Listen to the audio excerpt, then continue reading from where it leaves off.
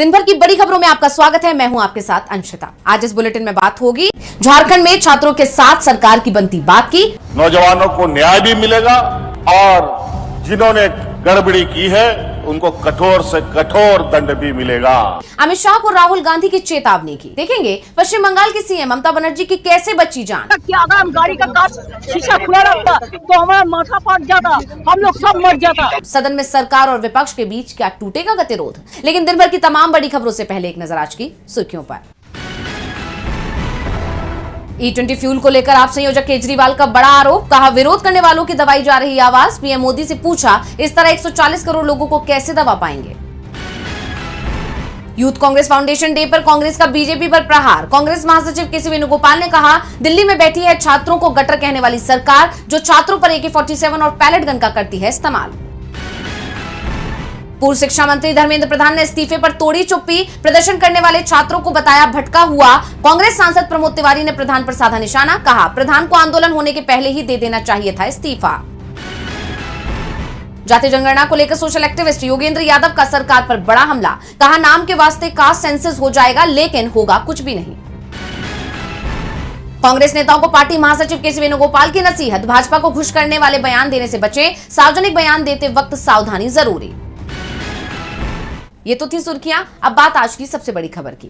युवाओं के अंदर मोदी सरकार के खिलाफ जो गुस्सा है वो और भी बढ़ता जा रहा है। ये गुस्सा जंतर मंतर के बाद प्रयागराज में भी दिखाई दिया और अब राहुल गांधी ने गृह मंत्री अमित शाह को सीधे चेतावनी दे दी है कि छात्रों पर पैलेट गन चलाने के मामले में वो बच नहीं पाएंगे। और क्या कुछ कहा है राहुल ने, देखिए रिपोर्ट। लोकसभा में विपक्ष के नेता राहुल गांधी ने मोदी सरकार के खिलाफ पूरे देश में मोर्चा खोला हुआ है। खासकर पेपर लीक के मामले में तो राहुल गांधी बीजेपी शासित राज्यों में जाकर ही बीजेपी सरकार की धज्जियां उड़ा रहे हैं। और बड़ी बात यह है कि राहुल को बीजेपी शासित राज्यों की जनता और छात्रों का, युवाओं का भरपूर समर्थन मिल रहा है। इस बात का गवाह है वो तस्वीरें और वीडियो जो राहुल के छात्रों की गूंज कार्यक्रम से आ रही हैं। कोटा और देहरादून के बाद प्रयागराज में भी वही नजारा देखने को मिला और छात्रों का ये साथ राहुल ही नहीं बल्कि पूरे विपक्ष का हौसला बढ़ा रहा है। और अब प्रयागराज में ही मिले एक छात्र का जिक्र करते हुए राहुल गांधी ने गृह मंत्री अमित शाह पर निशाना साध दिया, सीधे चुनौती दे डाली। राहुल ने पोस्ट कर अमित शाह से कहा कि ये मत समझिए कि हम चुप हो जाएंगे। राहुल ने कहा अब मेरे पास कोई रास्ता नहीं बचा। कल प्रयागराज में एक छात्र ने मुझसे यही कहा, सालों की तैयारी, घर की जमीन बेची, माँ बाप का कर्ज और फिर भी हाथ में कुछ नहीं। ये हार उसकी नहीं है, ये उस व्यवस्था की हार है जिसने उसकी मेहनत का दाम देने से इनकार कर दिया। 13 दिन हो गए, गृह मंत्री अमित शाह के मुंह से एक शब्द नहीं निकला। मोदी जी माफी मांगने की जगह क्षमा बांट रहे हैं। अमित शाह जी ये मत समझिए कि हम जवाबदेही मांगना बंद कर देंगे। राजधानी की सड़कों पर बच्चों पर लाठियां और पैलेट चले और आपने एक शब्द नहीं कहा। आज नहीं तो कल इस जुर्म का जवाब आपको देना ही पड़ेगा। छात्र देश की रोशनी है और मैं उनकी पूरी शक्ति के साथ खड़ा हूँ। राहुल गांधी ने अमित शाह के साथ साथ पीएम मोदी का भी जिक्र किया। उन्होंने कहा मोदी ने माफी नहीं मांगी है। उन्होंने चेतावनी दे दी कि सरकार को जवाब देना ही होगा। वहीं प्रयागराज पहुंचे राहुल गांधी ने सरकार के साथ साथ अडानी पर भी निशाना साधा। भाई और बहनों, डेटा आपका, दर्द आपका, दौलत इनकी। दर्द आपका, डेटा आपका, दौलत इनकी। यह सिस्टम है।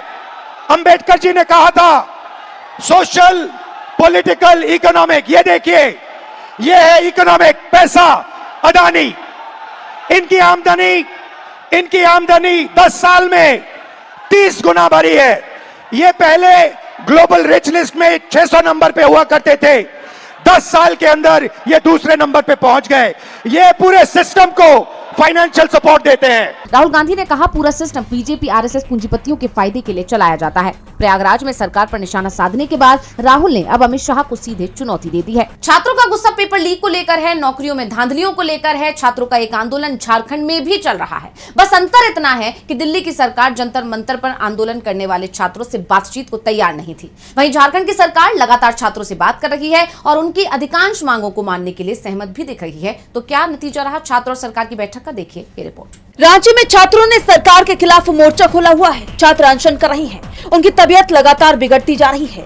छात्रों की मांग है कि जेपीएससी और जेएसएससी की कार्यप्रणाली में सुधार किया जाए और धांधली को रोका जाए। इसके साथ ही परीक्षाओं में हुई धांधली और पेपर लीक मामलों की सीबीआई से जांच कराने की मांग भी की जा रही है। वहीं छात्रों और सरकार के बीच बैठकों का दौर भी जारी है और अब दोनों पक्षों के बीच तीसरे दौर की बातचीत हुई। ये बैठक सकारात्मक रही, हालांकि सभी मुद्दों पर सहमति नहीं बन पाई है। छात्रों के साथ बातचीत में झारखंड सरकार ने अधिकतर मांगे मान ली हैं। हालांकि सीबीआई जांच के लिए सरकार तैयार नहीं है। परीक्षा रद्द करने पर भी सरकार के साथ सहमति नहीं बन पाई है, जिसके बाद छात्रों ने आंदोलन जारी रखने का ऐलान कर दिया है। इस बीच मुख्यमंत्री हेमंत सोरेन का बड़ा बयान सामने आया है। उन्होंने कह दिया है कि छात्रों के लिए सरकार के दरवाजे खुले हैं। हेमंत सोरेन ने कहा कि झारखंड के साथ साजिश हो रही है। युवा छात्र हमारे लिए अहम है। छात्र भ्रमित न हो, छात्रों के साथ न्याय होगा। युवाओं को गुमराह किया जा रहा है। छात्र सरकार तक अपनी बात पहुंचाएं। छात्रों के साथ पारदर्शिता से न्याय होगा। इतना ही नहीं, सीएम सोरेन ने सख्त कार्रवाई की बात भी कही है। क्योंकि हमने चोरी पकड़ ली है और नौजवानों को न्याय भी मिलेगा और जिन्होंने गड़बड़ी की है उनको कठोर से कठोर दंड भी मिलेगा।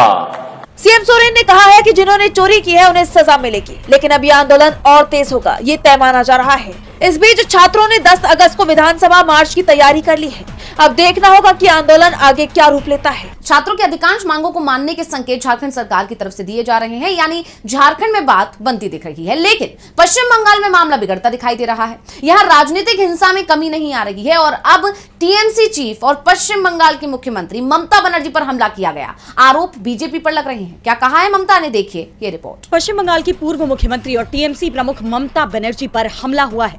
उनकी गाड़ी पर बड़े बड़े पत्थर फेंके गए। खबरें तो यहाँ तक आ रही हैं कि भीड़ ने उनकी गाड़ी पर कीचड़ पोत दिया और पानी की बोतलें फेंकी, यहाँ तक कि जूते चप्पल तक फेंक डाले, जिसके बाद ममता बनर्जी का गुस्सा फूट पड़ा।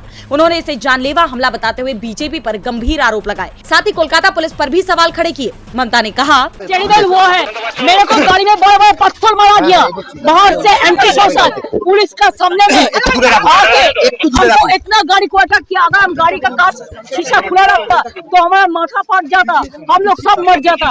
ऐसा पुलिस का सामने में हुआ, हम कभी ऐसा हमला नहीं देखा। क्या कर रहे हैं? इतना पुलिस बीजेपी को प्रोटेक्शन दे रहा है। ममता बनर्जी पर यह हमला उस वक्त हुआ जब वो उत्तर 24 परगना के हली शहर में तृणमूल के दिवंगत कार्यकर्ता बिरजू क्योट के घर जा रही थी। बिरजू की पुलिस कस्टडी में जान चली गई थी, लेकिन प्रदर्शनकारियों ने उनका काफिला ही रोक लिया और जमकर नारेबाजी की।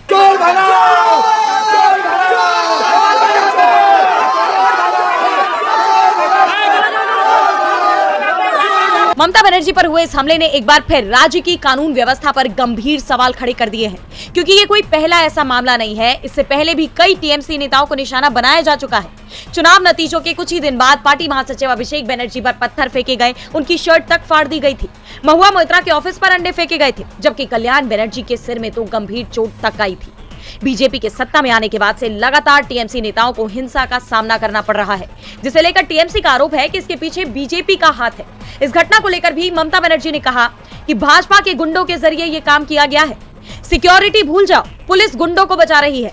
बंगाल गुंडों के हाथ में आ गया है, हम केस करेंगे। ममता ने इस घटना के खिलाफ केस करने की बात कही है, जिससे साफ है कि ये मामला यही थमने वाला नहीं है। ऐसे में अब देखना ये होगा कि इस पर बीजेपी की क्या प्रतिक्रिया आती है। ममता बनर्जी पर हमला हुआ है और ये सब पुलिस की मौजूदगी में हुआ, जिसके बाद बीजेपी की सरकार घिरती हुई दिख रही है।